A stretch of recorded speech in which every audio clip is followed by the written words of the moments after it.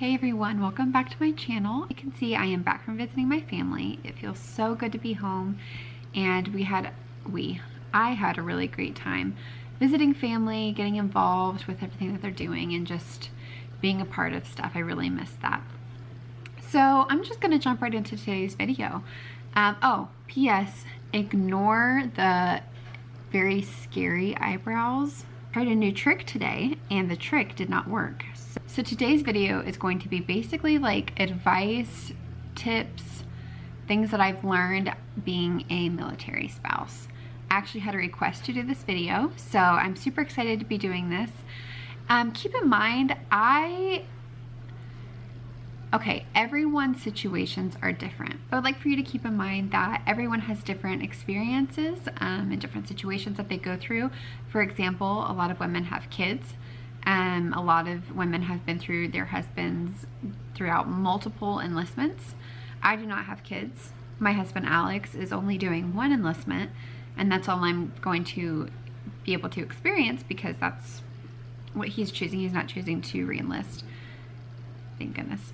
So I'm actually going to put a couple links down below for some women that plan on having kids, that do have kids and their husbands are just now going into the military, or if you know that your husband, fiance, boyfriend is going to be doing this for a long time. So I will put links down below for that because that's not something that I'm going to have much experience in. I know a lot of women in my same situation that don't have kids, their husbands have only been in for one enlistment, and we have not experienced the same things. We've experienced different things. So this is truly from my perspective. So yeah, now I'm going to go ahead and just jump into it. I have my notes right here, and just gonna jump right in. So number one, do what makes you happy. Continue your hobbies. Find your hobbies. Pursue your dreams. Do not let the busyness of this crazy life get in the way of that. If you want to go to school, go to school. If you want to be a YouTuber, be a YouTuber. If you want to be a photographer, be a photographer. That's one thing that I actually really like, especially out here. There are so many photographers, and I love that. And some girls are like, oh, you know, it's so hard. Like, I want to start a photography business, but you know, I'm nervous because there's so many other women that do that. That's fine. That's totally reasonable. I would be nervous about that too, but you should still do it because that's what makes you happy. That is so important. No matter what, just do not put your dreams on hold. You are important too. It's probably going to be maybe a little bit more difficult than you had originally planned, but that's okay. It's still worth doing. If you are new, like brand spanking new, ask for help, ask for advice, seek out a mentor. One thing I do enjoy is that there are tons of Facebook pages where we can all kind of come together and share advice and have questions and vent, and it's really, really nice. Mind you, there are some pages and some situations where there's a lot of drama and it's absolutely ridiculous. Those pages are really helpful sometimes. Seek out a mentor that has the same values as you do. I would want to seek out a Christian mentor. I would also maybe want to seek out a wife who has been married to someone in the military for a lot of enlistments because they have a lot of experience at that point. Seek out a mentor that you know is really going to be able to help you. I wish I had that. I mean, I had the opportunity when I was first married, but I just didn't ever reach out. So that's my own fault. But like I said, I wish I would have done that. And I encourage y'all to do that as well. And thankfully, God really had my back. I mean, he just, the greatest mentor of all, truly. But I really do encourage you guys to reach out and to find someone that you know could help you. Meet new people, make friends. Your husband is going to be gone a lot. He is going to come home sometimes and say, hey, I have to go into the field for the next 3 weeks. You will not hear from me. You will not see me. I'm leaving tomorrow morning. Okay, so what are you supposed to do for 3 weeks if you don't have a job? Okay, so you do your hobbies and you can play with your dogs and watch as much Grey's Anatomy as you want, but after a while that gets really boring and really lonely. Meet friends. If you're one of those really outgoing people, dude, reach out, find that community of women that you can relate to and rely on, and that you know that you can just count on to be there for you and that you can hang out with and do whatever with. Or if you're like me, a homebody, find that really small group of women, or find those couple of friends that you know just has your back. Really build close relationships. Put yourself out there a little bit. I had to do that. You need to do that too if you're a homebody like me or if you're an introvert. It's worth it. You're going to need it, I promise, especially since you're going to be away from family. Meet people. Make friends. Support your husband. I think that this kind of comes with marriage in general. You're supposed to support each other. So right now we're planning on Alex getting out at the very end of the year. Woohoo! And I don't think that's gonna change. But if he were to come to me in November and say, hey, I wanna re-enlist, would that be hard? Yes. Would it make me upset? Probably. But I would get over it and I would support him because I know that's what makes him happy. He's going to come home from work, probably with not many words, maybe agitated, maybe angry, maybe annoyed, maybe tired, maybe stressed beyond belief, maybe physically in pain. And you're going to have to prepare yourself for that. A lot of times Alex has come home and he has no more words for the day, no energy, not much to give, and that's okay. That's when love languages come into play. I need to feed his love language. I need to have dinner ready, have a pizza ready, whatever it is that he needs to come home, relax, and chill out, and need whatever he needs to be able to come home and know that this is a safe space and that this is a place where he can just be himself, like completely, totally unwind from whatever crap has happened that day. Because ladies, their jobs are absolutely hard and just difficult and draining physically and mentally. Like, I can't even comprehend what some of these guys have to go through. Be there for them, support them. They are going to need it more than you know. Like I said, their jobs are just hard. Their lives at work are really hard, and they need a place where they can just be. Be prepared for special dates to be missed out on. Since the past almost 2 years, crazy, that we've been married, Alex has he's missed our first marriage anniversary. He missed my 21st birthday. He missed our first Valentine's Day together as a married couple. And you need to prepare yourself for that. Yes, it stinks, but you need to make the best out of the situation. So for example, he was deployed on our first year of marriage anniversary. So I made him a huge care package with tons of pictures of us that kind of represented our story and our love. And I put just really fun gifts in there, and I really tried to make the most out of it. So I gave him the care package, and for me, he sent me on a huge shopping scavenger hunt with his family, and it was just the best thing in the world. It was so fun, and just make the best out of it. It's, you know, be creative, have fun. It makes for really great memories.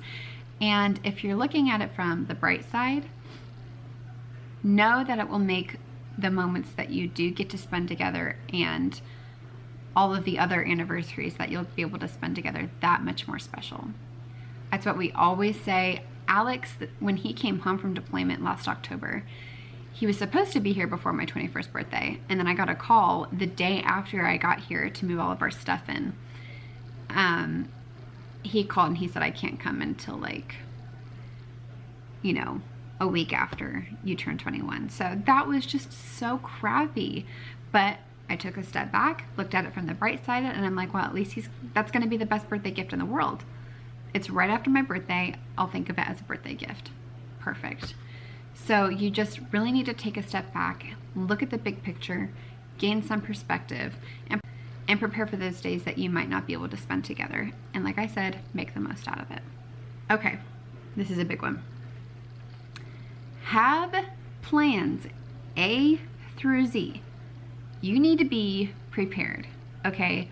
For example, when we got married, actually right before we got married, he did not get his leave approved to come to where we were going to get married until the day before he left. They could have denied his leave and he wouldn't have come at all, and we would have to push the wedding aside and completely change all of our plans. Thankfully, they approved it the day before he left. And I cannot tell you how many times that happens to people. It's happened to us multiple times. It's happened to a lot of my friends.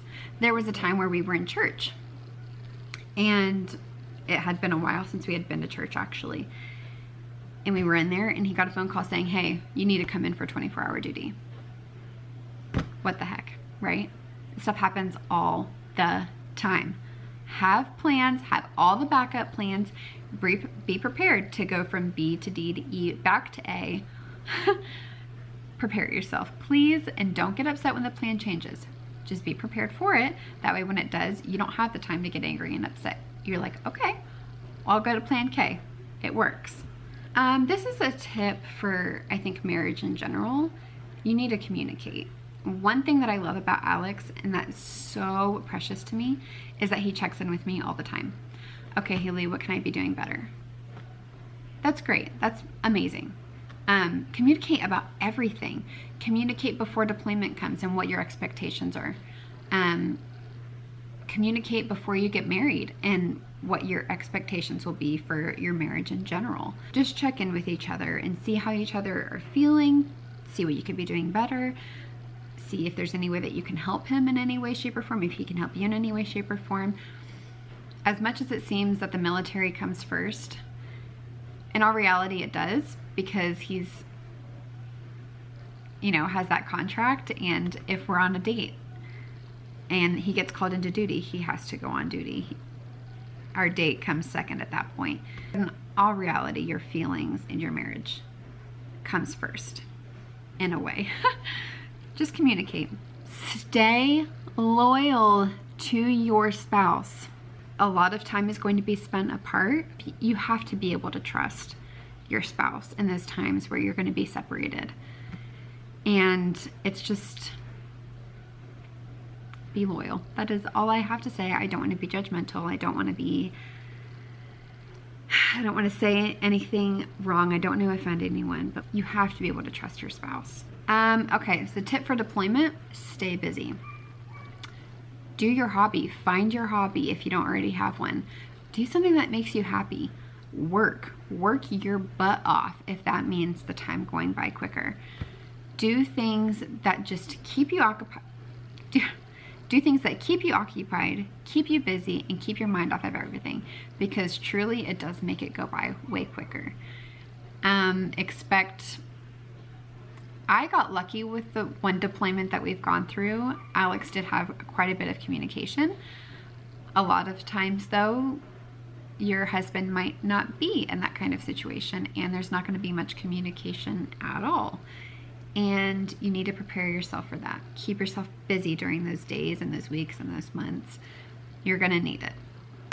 One thing that I really looked forward to every month was making care packages. Those were so fun for me. I'm a very artsy person.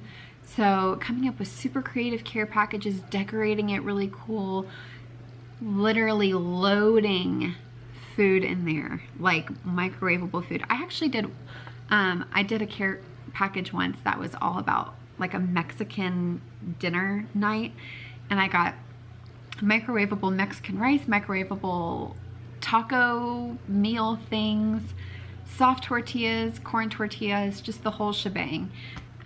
Everything, literally all you had to do was either add water and or put it in the microwave, and he had an entire meal, and that was just so fun. So get creative. There are actually creative care package groups on Facebook, and join those so that you can help each other out, get inspired, get ideas, and it makes fun. Like I said, make light of the situation. You know, I mentioned this earlier. Look at the bright side. Make the most out of what the situation is. You can't change it.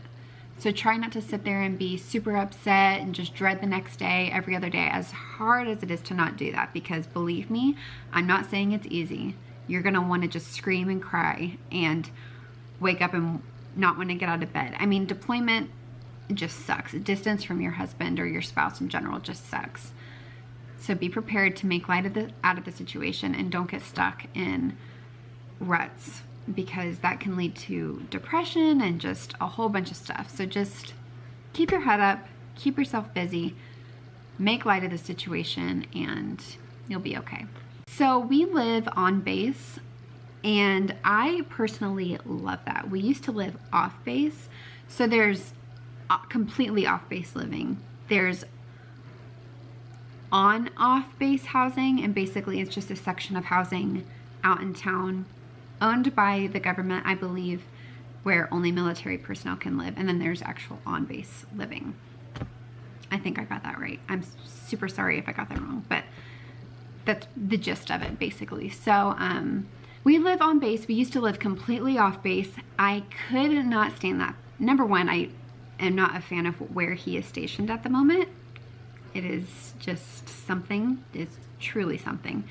I love living on base. We are close to everything. We actually live in like a community, and it's really nice. It's safe. And like I said, I'm close to everything. Like I really do not have to go off base unless I really want to. There's a grocery store. There's the PX, which has like clothes and makeup and purses and toiletries. Like they even have food there.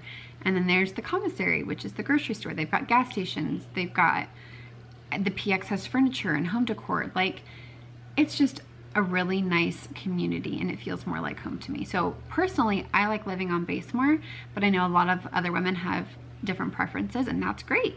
That's perfect. That's why they have options out here. So my last thing is all about family and how to handle being away from family and friends back home. Yeah, I'm not gonna sugarcoat it. Like it's tough. It's really tough. Please use FaceTime, Skype, video chat, Facebook video chat. Take advantage of the technology that we have now, because this used to not be a thing. And I'm so glad that I'm in the generation where that is a thing. It makes things much easier. I actually have a set time, like a general time, that I know that I'm going to talk to my parents, and it's great. I absolutely love it, and I look forward every day to that time to be able to talk with them, text, call.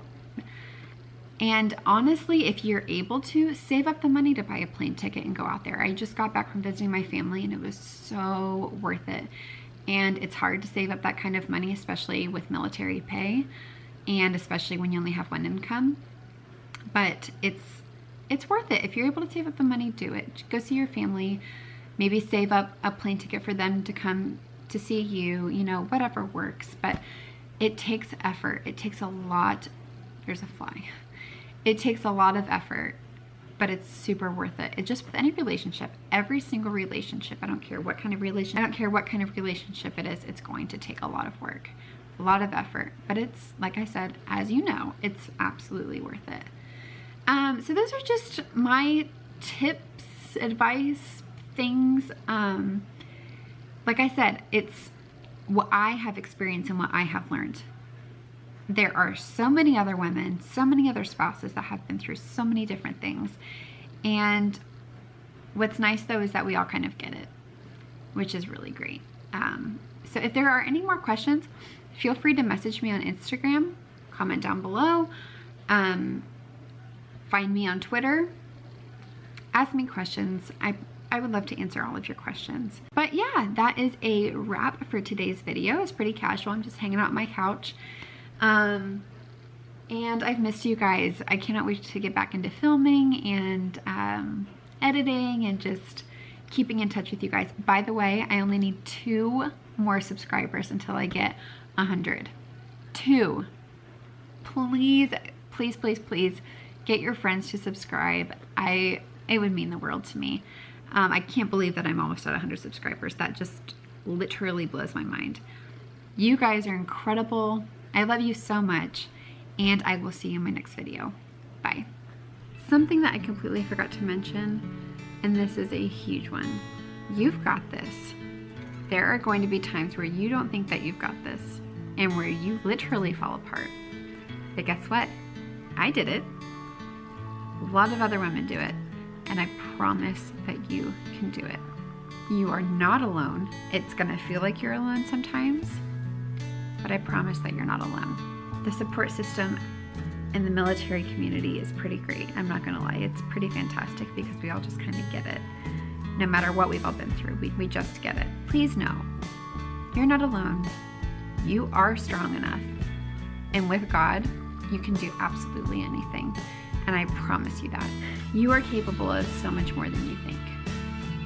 And I'm going to say it again. With God, you can do anything.